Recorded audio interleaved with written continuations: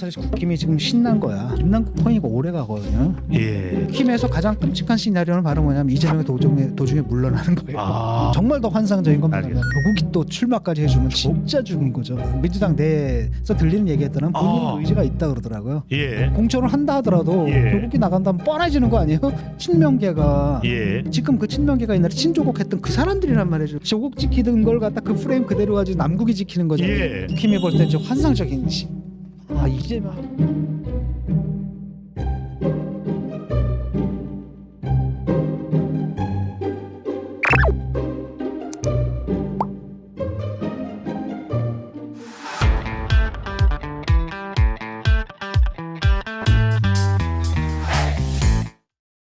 송영길 전 대표의 이 돈봉투 리스크가 또 다릅니다. 김남국 의원에 대해서는 상당히 지금 그동안 목소리를 좀 낮추고 있었던 누굽니까? 박용진 의원까지 나서서 이대로는 안 된다 이런 얘기를 하고 있고, 심지어 최재성 전 정무수석도 방송에서 곤란하다, 이대로는 안 된다 이런 얘기가 나오는데, 이른바 NY계 이원욱 의원이 움직이면서 박강원 원내대표와 이재명 대표 간의 일대 혈전이 벌어지는 거 아니냐 이런 전망도 나오는데 어떻게 보십니까?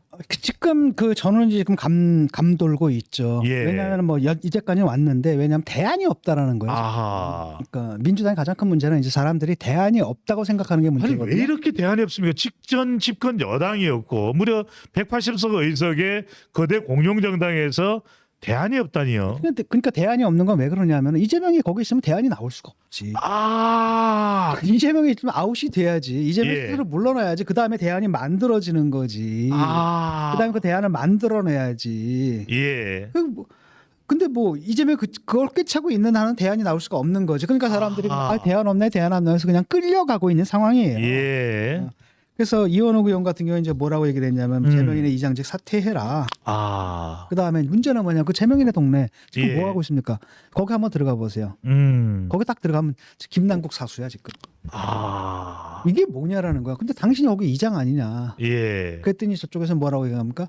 그거 그냥 명예직이라서 굳이 사퇴하고 할 거 없고 그냥 거기 카페에 불과하다. 우리랑 별 관계도 없고 그냥 빼버려요. 예. 사퇴 안 하겠다는 얘기지. 아, 왜냐면 그들이 필요하거든요. 예, 그다음에 김종민 의원 같은 경우에도 이제 대학생 위에 대해서 얘들이 막 폭력을 가했잖아요. 그 예. 젊은 어린 대학생들에 대해서 온갖 집단 공격을 다 했고. 아, 그러니까 보통 의원들은 좀 맵집이 좀 있어요. 예, 근데 젊은이들이거든. 아하. 처음을 한번 다 당해보니까 완전히 사람들이 그냥 패닉에 빠졌다 그러더라고요. 개딸 타격을 당했네요.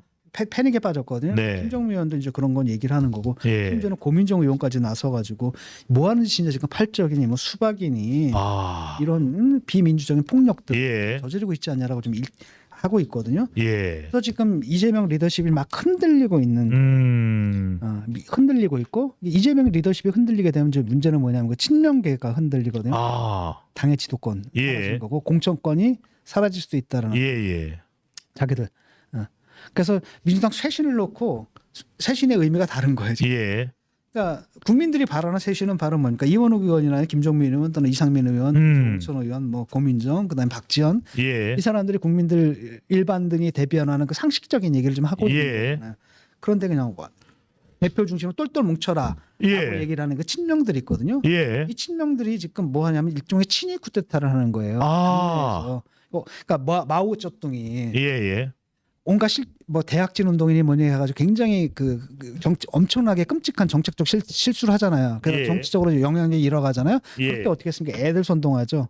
애들 어린이들 선동해가지고 문화혁명 일으키잖아요. 아, 친위 쿠데타. 홍위병. 그래서 반대파들 다 제거하고. 예. 그래서 자기 권력을 유지했단 말이죠. 아. 그거랑 지금 비슷한 마오쩌둥입니다. 그러니까 이재명도 딱 그걸 하는 거야. 지금 흔들리고 있거든. 아. 흔들리고 있으니까 이제 강성들을 예.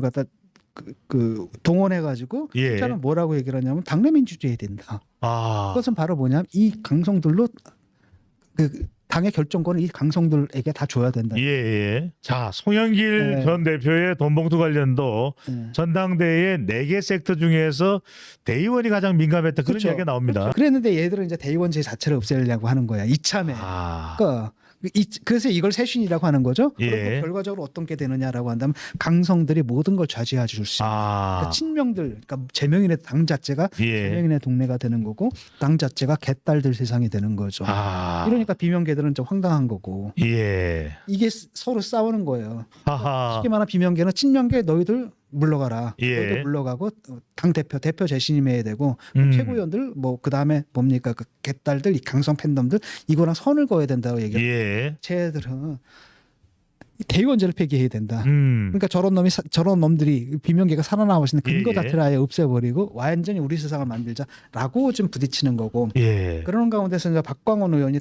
당선이 됐단 말이죠. 당선된 것 자체가 사실 이분이 비명이란 말이고 예.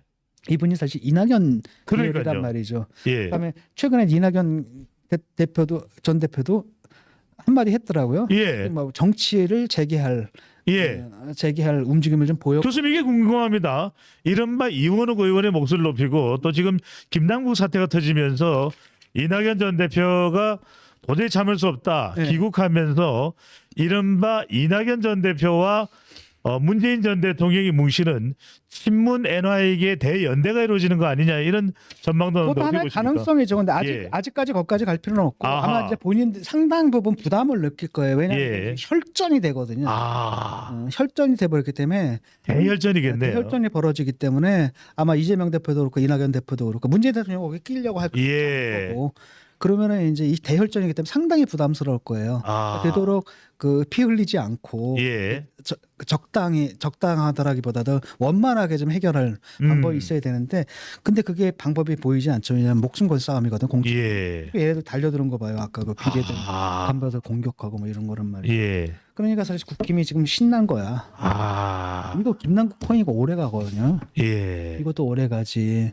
그러니까 지금 왜냐하면 대통령 지지율 딱 보게 되면 일단 외교 안보 쪽이잖아요. 예. 7월에서 9월까지 예. 한일 한미 외교 일정이 꽉 차 있어요. 꽉 차 있어요. 그러니까 거기까지는 사실 독일도 가야 돼요. 그러니까 외교 쪽은 이거 점수 따는 거거든요. 예. 그래서 일단 40% 돌파해서 안착을 하는 거죠. 예. 민주당 같은 경우는 이거 딱 보게 되면은 예. 그냥 있으면은 이재명 체제 아하. 싸우면은 그냥 피투기가 붙는단 말이죠. 예. 그러니까 국힘에서 가장 끔찍한 시나리오는 바로 뭐냐면 이재명이 도중에 물러나는 거예요. 이렇게 되면 선거 힘들어지거든. 오히려 국힘은 그러니까 국힘은 그냥 리스크가 쌓여 있는 채로 그냥 계속 가는 게 총선까지 낫다. 갔으면 이재명 체제로 총선 치게 되고 정말 더 환상적인 건 뭐냐면 알겠습니다. 조국이 또 출마까지 해주면 진짜 죽은 거죠. 아니 조국 전 장관 출마선은 어떻게 보십니까?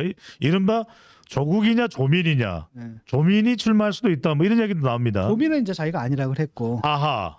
그러니까 아마 둘 다 떠본 것 같아요. 예. 직접 떠본 것 같고, 근데 조국은 얘기가 없잖아요. 예. 듣자는 그 민주당 내에서 들리는 얘기에 따르면 본인은 의지가 있다 그러더라고요. 예. 본인 욕심이 좀 있고 의지가 있다 그러고, 근데 여기 대해서 본인도 지금 얘기 안 하잖아 지금. 그런데 일각에서는 당에서도 뭐라고 얘기하냐면 그건 본인이 알아서 판단. 지역구까지 이야기가 나왔습니다. 서울 관악을인가요? 라든지 뭐 이런 식의 벌써 얘기가 나오는데. 광주 이야기도 나오고요. 광주는 좀 모양 빠지죠. 광주는 네. 모양 빠지는데, 거기까지 뭐 주소 옮기고 뭐 이래야 되는데 그게 가능할까 싶어요. 주소까지 옮기기 쉽지 않다. 일단 뭐 주소를 옮기는지는 두고 보죠. 근데 예. 당에서도 이게 절대 안 된다 이런 게 아니잖아요. 아하. 딱 보니까 그건 뭐 개인이 알아서 할 문제다라고 얘기를 한단 말이죠. 라고 하나 묵인하겠다라는 거고. 예. 당에 과연 공천을 받을 수 있을지는 없을지는 몰라도 비워줄 수도 있고. 교수님 또 공천을 한다 하더라도 예. 조국이 나간다면 뻔해지는 거 아니에요? 당에서 공천해서 한 별 의미가 없는 거고. 교수님 이재명 조국 관계는 좋다고 봐야 되나요? 두 사람 관계는요?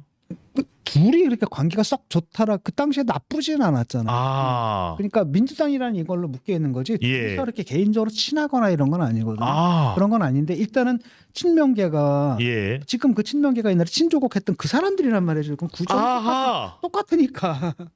그대로 그래야지 조국 지키던 걸 갖다 그 프레임 그대로 가지고 남국이 지키는 거잖아요. 예. 그래서 그 사람들이에요 지금. 그럼 총선 발판이 만들어질 수도 있겠네요. 그렇죠.